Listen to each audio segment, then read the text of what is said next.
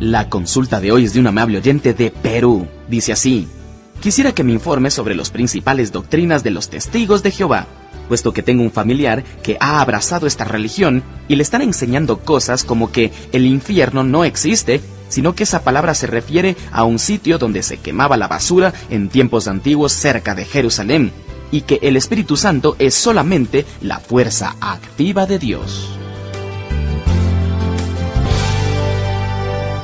Gracias por su consulta, amable oyente. Los testigos de Jehová son conocidos por varias prácticas, como el rechazo a enrolarse en la milicia de los países, el rechazo a jurar lealtad a la bandera de los países, el rechazo a cantar el himno nacional de los países, el rechazo a celebrar cumpleaños, el rechazo a recibir transfusiones de sangre y algunas otras cosas más. Pero lo más grave de los testigos de Jehová tiene que ver con la doctrina. Por ejemplo, en lo que tiene que ver con la salvación, en la teología de los testigos de Jehová, la salvación no se considera como un regalo de Dios basado en la obra del Señor Jesucristo en la cruz.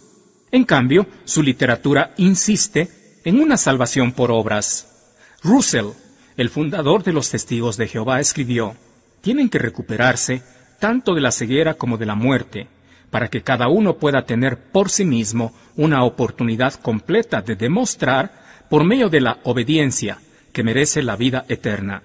En otro texto afirman: todos los que debido a su fe en Jehová Dios y en Cristo Jesús se dedican a hacer la voluntad de Dios y entonces llevan a cabo con fidelidad su consagración, serán recompensados con la vida eterna. Pero la Biblia enseña que somos salvos por gracia por medio de la fe. Las buenas obras del hombre nunca pueden contribuir a su salvación. La salvación no se merece, como afirman los testigos de Jehová, sino que se lo recibe como un regalo de gracia por medio de la fe. Uno de los muchos textos bíblicos sobre los cuales descansa esta verdad es Efesios 2, 8 a 9, donde dice: porque por gracia sois salvos por medio de la fe, y esto no de vosotros, pues es don de Dios, no por obras, para que nadie se gloríe. Como si esto fuera poco, note lo que tenemos en Tito 3, 5. Nos salvó, no por obras de justicia que nosotros hubiéramos hecho, sino por su misericordia, por el lavamiento de la regeneración y por la renovación en el Espíritu Santo.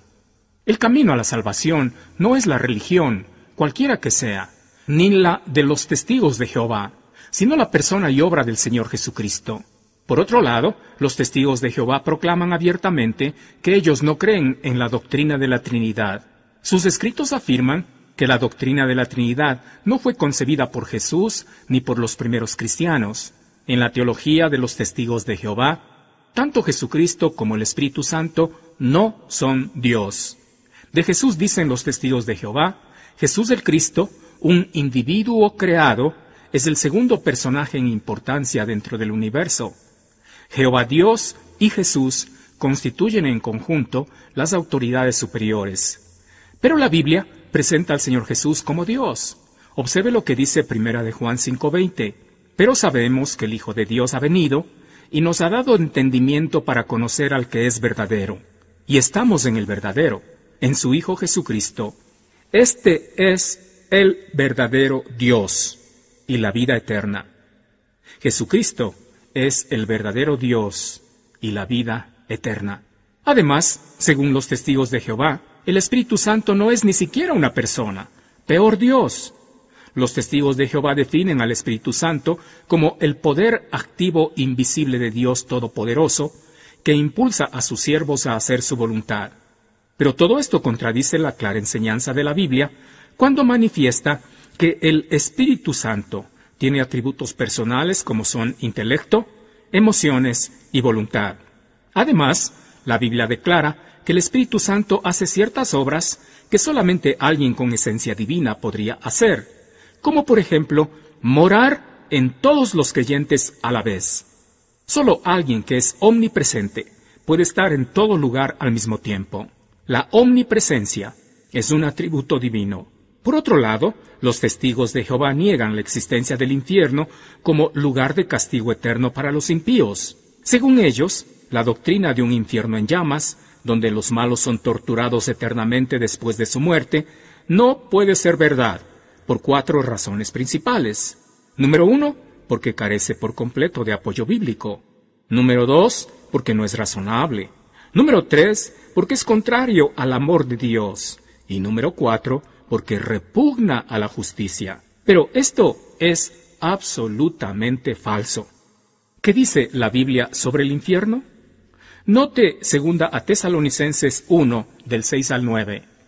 Porque es justo delante de Dios pagar con tribulación a los que os atribulan, y a vosotros que sois atribulados, daros reposo con nosotros, cuando se manifieste el Señor Jesús desde el cielo con los ángeles de su poder, en llama de fuego, para dar retribución a los que no conocieron a Dios, ni obedecen el Evangelio de nuestro Señor Jesucristo, los cuales sufrirán pena de eterna perdición, excluidos de la presencia del Señor y de la gloria de su poder. Esto es el infierno, amable oyente. La Biblia habla de él. El Señor Jesús habló de él más que del mismo cielo. ¿Cómo se puede negar algo que es tan claro y que está revelado en la Biblia? Una de las palabras para referirse al infierno es justamente la palabra Gehenna, que se utilizaba para referirse al lugar donde se quemaba la basura en las afueras de Jerusalén. Pero esta palabra se usa en sentido simbólico para referirse al fuego eterno que nunca se apaga. Algo más sobre la teología de los testigos de Jehová. Profetizaron que el Señor Jesús iba a venir en 1914 por segunda vez. Cuando esto no ocurrió, inventaron algo para tapar su craso error, y salieron con que Cristo Jesús ha venido otra vez, ha establecido el reino de Dios, y ahora está gobernando, pero en el cielo. Todas las evidencias demuestran que Jesús tomó su poder real y comenzó a reinar desde el cielo en el año 1914. Pero la Biblia dice al menos un par de cosas respecto a esto.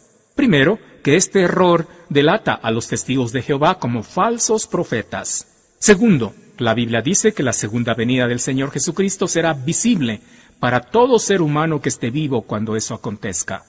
Note lo que dice Apocalipsis 1:7.